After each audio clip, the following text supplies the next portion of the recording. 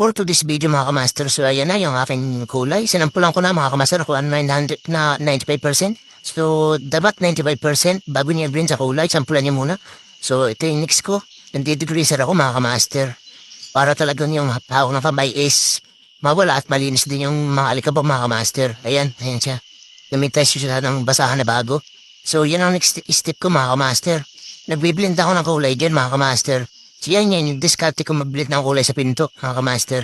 Ang ginagawa ko dyan, pa-close, conforme pa rin sa diskarte nyo kung paano kayo mag-blending ng kulay mga kamaster. Yan, yan. Nakaano ako dyan, nakatubers na hangin mga kamaster. Yan siya. Babasin mo, kinukurse ko lang yan mga kamaster. So, biblend ko na, hindi ko na lang napakita yung palabnod sa may dulo dun mga kamaster. Para yung sim original at saka ilapot ng pintura, pantay. So, yun yung next natin. Tinakrad ko muna uli bago ko i-clear coat mga kamaster. Para talaga yung mga over spray mawala. So, ayan na lang tapos kong top coat mga kamaster. Two full coats. Ayan, weight look siya. 2 bars hangin yan mga kamaster. So, ang gamit ng spray gun namin dyan is W100 lang mga kamaster. Sapat na. Conforme pa rin sa timpla ng pintura niya sa ratio.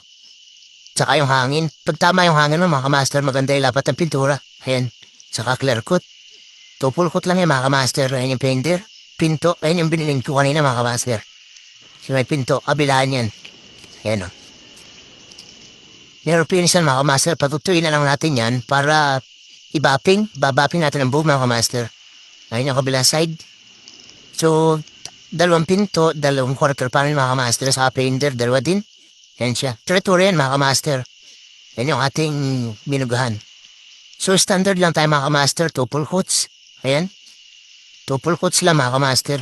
Hindi tayo nakakapalan patong ng clear coat. Yan siya. So, may content to may pero normally lang yan mga kamaster. Hindi mo maiwasan yan sa simpleng oven mga kamaster. So, ayan o, patayo na lang yan mga kamaster bago natin tanggalin yung layout niya. Ayan. Nakikita nyo naman. Tsaka yung layout niya natin mga kamaster rando sa loob ng pinto para walang overspray sa loob ng pinto tapos binabaluto natin siya ng buong plastic mga kamaster para talagang walang overspray.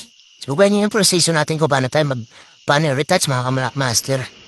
Ayan mga kamaster. So, abangan nyo yung mga next video natin. So, marami tayong gagawin video mga kamaster. Dito man na matapos yung video natin mga kamaster. Let's go!